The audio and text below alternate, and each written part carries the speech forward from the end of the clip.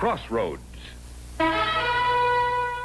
Each Crossroads story is based on the actual experiences of American clergymen, pastor, priest, or rabbi, the men who give inspiration and guidance to people at the crossroads of life. These dramatic stories are presented with the cooperation of our Board of Advisors, Captain Maurice M. Witherspoon, Father George B. Ford, and Dr. William F. Rosenblum. And now for our story.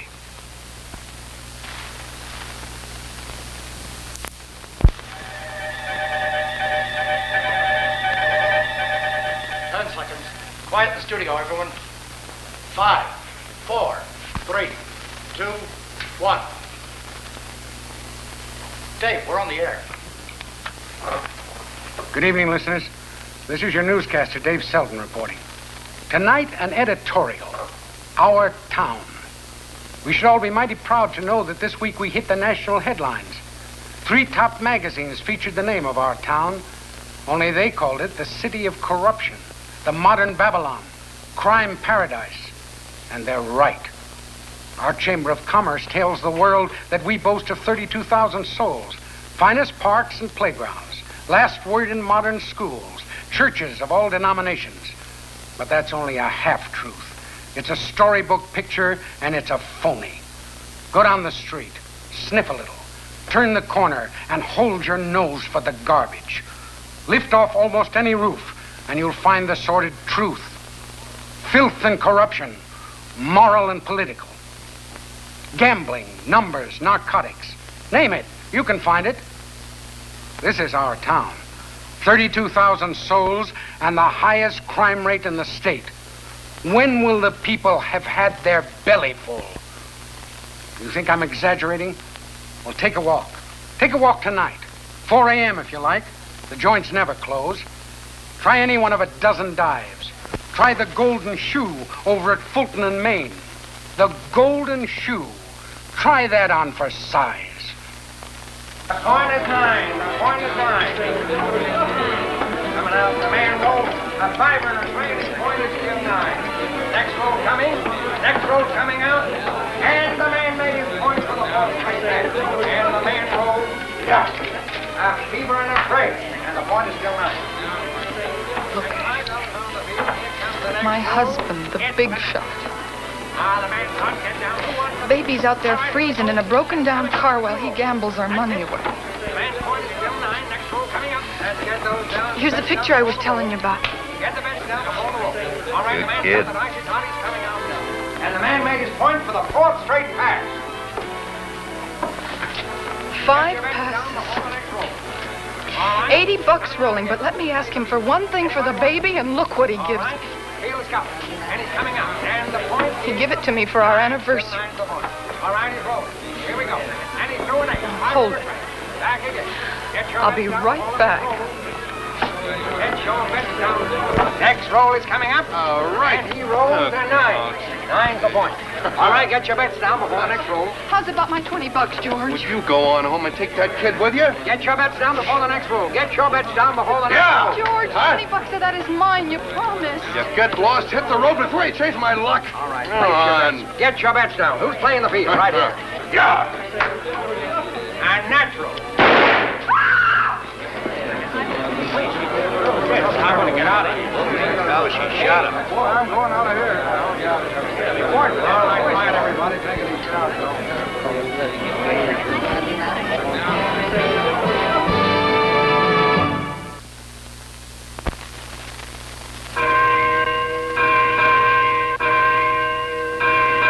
Once our town, Chicago. For my own part, I'm sick unto death of 3 times a year Christians. So-called Christians who on Palm Sunday and Easter and Christmas remember God's word, but 362 days of the year tolerate or live with or practice drunkenness, gambling, vice, and murder. Mind you, I'm not criticizing your sermon, Bob. It was wonderful, forceful, moving, true. Only Only you wish I hadn't said it. You being director of public safety. I wonder whether the pulpit was the place to say it. Your life's work is God's work. I wonder if perhaps you oughtn't to stay with God's work. What is God's work, Commissioner? Is the line drawn at the door of the church, or is it the sidewalks outside of the dens of iniquity? I wonder if you know what you're up against. Voices have been raised in the past against vice, graft, gambling. They merely moved a few locks and went on operating. For a month, our jails were crowded. And then the good citizens, the good ones, mind you, hollered about taxes because it costs money to keep people in jail. Oh, but surely... Just let me finish. A few years ago, before you came to us, we had our last reform wave. Where there were 21 gambling houses wide open, they were consolidated into 11. Slot machines disappeared for a month. And then back, bigger and better than ever. And one dog track closed for all of 1 week. But there are laws. There are men like you. Do you know what it takes to move people? Move them from inertia, from entrenched privilege and entrenched crime? You trying to tell me that my sermon wasn't moving enough? Not my point at all, Reverend. There are two answers, I think. Yours and mine. Mine is the work I've done all my life. Hard, brutal, violent sometimes. Yours, I think, and I'm not a scripture-quoting man, but I think the best is the soft answer. For the soft answer turneth away wrath. I'll promise to keep out of the pulpit if you'll keep out of the police department. Oh, Kathy, you know Mr. Ridge, our director of public safety? Oh, yes. How do you do, Mr. Ridge? How do you do, Mrs. Russell? Oh, excuse me. Reverend Russell. Oh, just a minute. It's for you. Mr. Ridge. Where? Oh, no. I'll be right over. Another tragedy?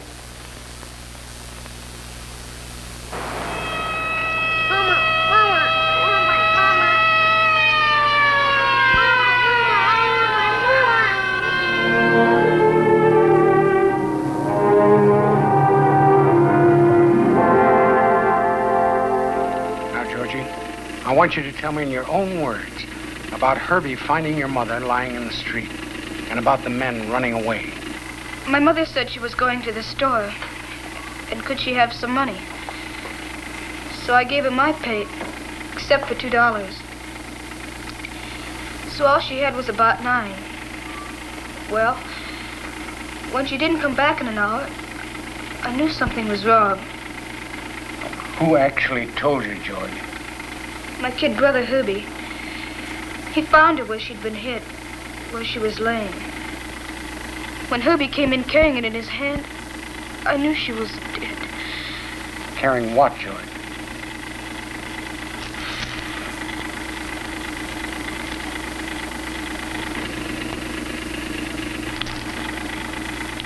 She bought that for the baby, huh? Yes, sir. I guess she bought it for the baby. How many of you are there? 6. Marion and me and Herbie, we're the only ones who know. The little ones are asleep. Mister, don't they know who did it? Who'd do a thing like that?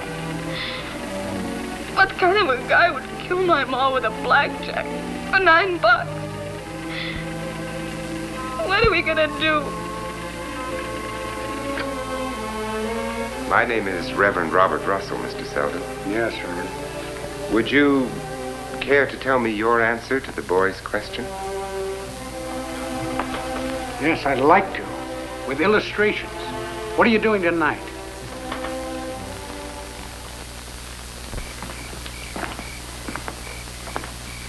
You know what they say about this city? I can imagine. No. They say every night is Saturday night, and every Saturday night is New Year's Eve. Won't you come in for a while? Maybe we can work out a solution to this problem. Oh, thank you, no. You see, you're young, you're an idealist, and in a sense, you're new to this world that I've been showing you. So I don't expect it. You know, I took another minister for a tour of our fair city. What happened to him? He was transferred to North Dakota. Why? No, I guess it was because he wasn't paid to to stir up a big noise. Some people are, like me. And some people, I hope this doesn't hit you too hard, Reverend, but some people are paid to mouth platitudes. Well, I'll see you. Wait.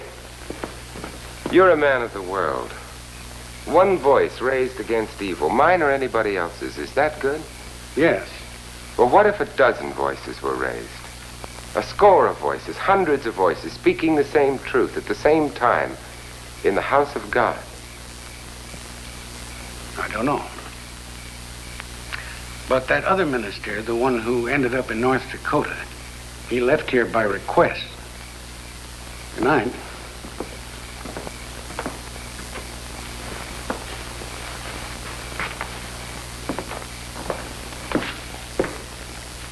There's a wind blowing through our town tonight.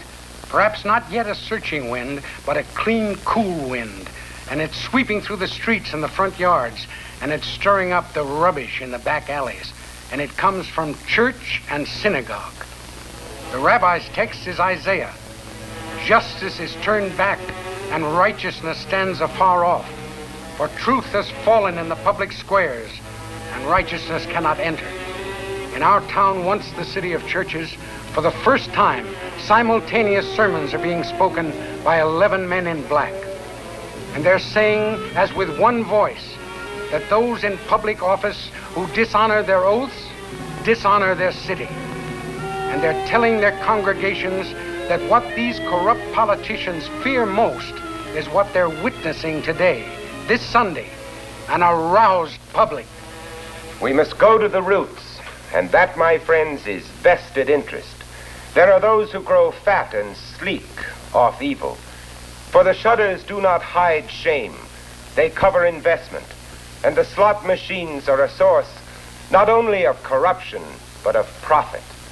And partner to it all is the silence, the inertia, the indifference of all of us. The salvation of a community is the watchfulness of its citizens. And I think it might be said, good friends, that a campaign is underway, an extermination campaign, rat extermination. Yes, Mr. Bergen. Yes, of course I heard you, and I understand your point of view as a banker. I tell you, this meddling in politics has got to stop. I've been on the phone all week long. The parish projects are suffering because of this. The majority of the congregation is with us heart and soul. And how do you think I can guarantee a loan at this point?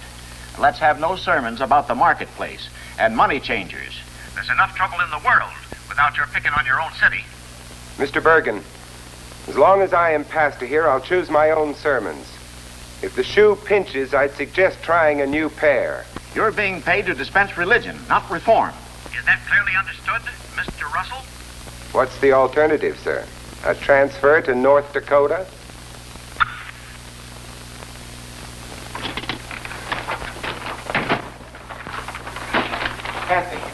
Kathy, what is it? Oh, Bob, it was horrible, unspeakable. What happened? What happened? Those men, they followed me. They came up to me in the street. But they'd been following me for days. I didn't want to worry you. I didn't want to tell you.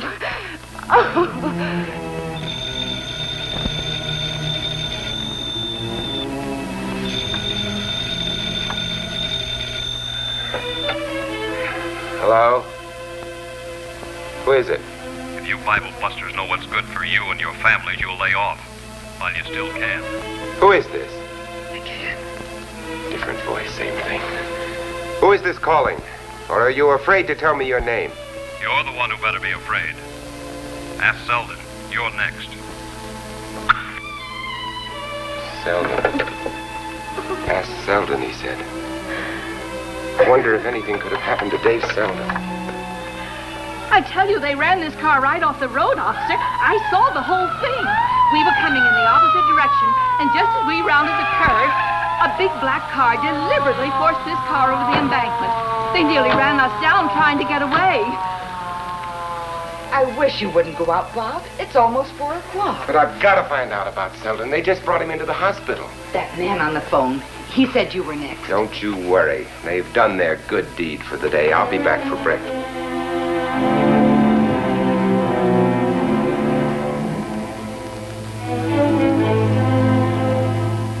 In behalf of the Reverends Roberts, Darwell, McGregor, Alden, Fahrenkopf, and others, we respectfully address the City Council and its chairman, the Honorable Justice Thomas Deal, and petition the City Council to wipe out the evil and corruption that befoul our city. It is evident that the Director of Public Safety and the Chief of Police are either unable or afraid to correct this evil. We propose, therefore, that we, the undersigned, be appointed special policemen. We will act as an independent vice squad and bring to book the gamblers, the hoodlums, and the vice operators. We declare that we would be unwilling, however, to serve under any of the present so-called enforcement officials of our city. Instead, we ask to serve directly under the Honorable Thomas Deal, chairman of our City Council, and be empowered to recruit World War II veterans of honesty and integrity to serve with us. Well, they tell me you had quite a turnout at the Legion. Yeah. I used to be in the service. Yeah, what outfit? Shipyards. That figures. They tell me the psalm singers are trying to make a bunch of carinations out of you boys. Huh. GIs closing up saloons and gambling places. That's really something, ain't it? It's a good idea, if you ask me. This town isn't safe for your wife and kids. That the way you feel about it? That's just the way I feel about it. What are you doing down here, slumming? No, we just came in to look the joint over before we closed it up.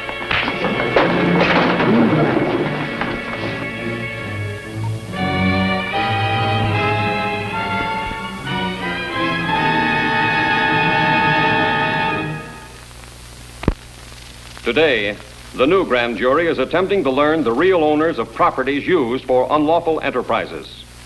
An official of the License Bureau is now on the stand. In order to close the establishment in question, we had to serve a summons on the owners. Now, you realize that, sir. Proceed, please. Yes, sir. Well, we carried a title search in order to find the owner. It was part of the estate of Mrs. I.J. Trenton. Mrs. Trenton is in England. The lawyers there never wrote back about it, so we weren't even able to get the owner served. And we couldn't serve subpoenas. You see, our hands were tied, sir. What about the other properties in question? We weren't able to locate the proper owners in a single case. It was really trying, sir. Next witness. Do you wish to say something, Reverend Russell? Yes, Your Honor. Your Honor, the witness must be sworn.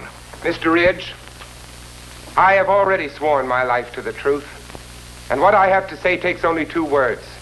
2 terrible words, openly violating the Lord's commandment. False witness.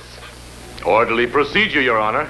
Mr. Ridge, the procedure in the special investigation of the grand jury is flexible. I want to hear the Reverend Russell. Your Honor, this jury is chosen by honest men. But this jury itself is corrupt because corruption has reached into the highest places. It has touched my own friends. I speak their names. Mr. Bergen, Commissioner Matt Ridge, and the members of the City Council who sit in the front row of our jury box, judging, if you please, their own corruption. This witness. Where does he work? City Hall. What does he earn? A modest salary. Where is his home? On the hill. A mansion. Who makes up the difference? Where does it come from? Whose blood is on the money? Your Honor, we have been doing some investigating too, and I tell you... I must protest. If you have more to say, Reverend Russell, say it. I say only one thing, sir. If we truly mean to clean our city, let us begin in this room. Your Honor, Your Honor. Mr. Ridge. I think it's about time we had our say.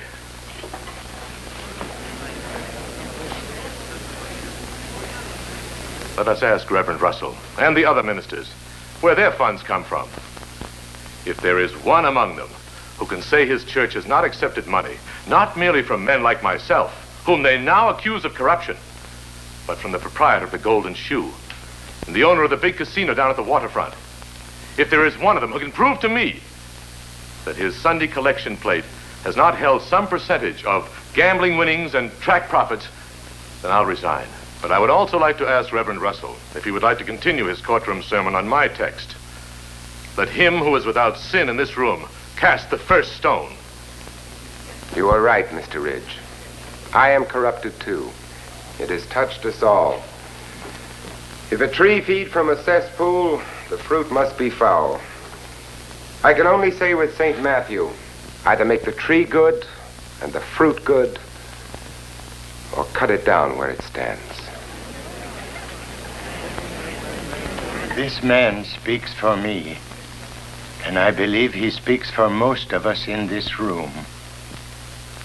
By the powers invested in me as chairman of this grand jury investigation, I now dissolve it. I hereby order a new grand jury to be chosen and appoint as its foreman the Reverend Robert Russell.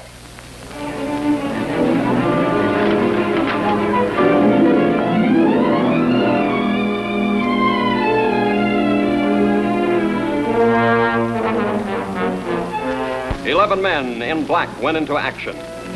Armed with special writs by the new grand jury, the Crusaders set forth.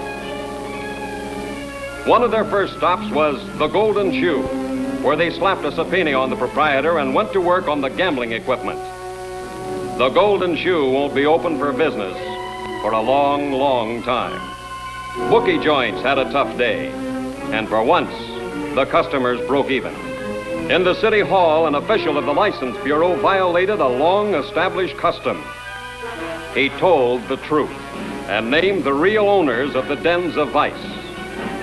They no longer operate. Ex-GIs joined the police and wrecked the dive where one of their buddies had been brutally beaten a short time ago. The raids swept across town like a holocaust, and the hardware stores report a shortage of padlocks. Good evening, ladies and gentlemen. This is Dave Selden speaking. This is my first broadcast since, shall we say, my accident. I wanted the Reverend Russell to take over my broadcast tonight, but as we all know, he's a very busy man. Nevertheless, by recording, here is the Reverend Robert Russell. We are at the most dangerous moment of our campaign, the moment that evil has been waiting for, right now. For they will sit this war out, hoping we will grow bored and tired and indifferent again, so that they can move back and take over again. We must pray. We must also do. We must work with our hands, with our lives. We must believe, but we must also do. And they're going to do. These clergymen will be the watchdogs of our future. Watchdogs with teeth, because an amazing thing has come to pass. They've combed the 2,000-odd pages of the state code, and they found a law once directed against horse thieves. This law allows that any 15 men of proven good character may organize a corporation to arrest and convict lawbreakers with the powers of deputy sheriffs. May arrest and search, and in their discretion, bear arms. I think we're all going to sleep a little bit better tonight. The air's cleaner. And the people, including this reporter, can be thankful and just a little proud that our town has recovered its good name, the city of churches.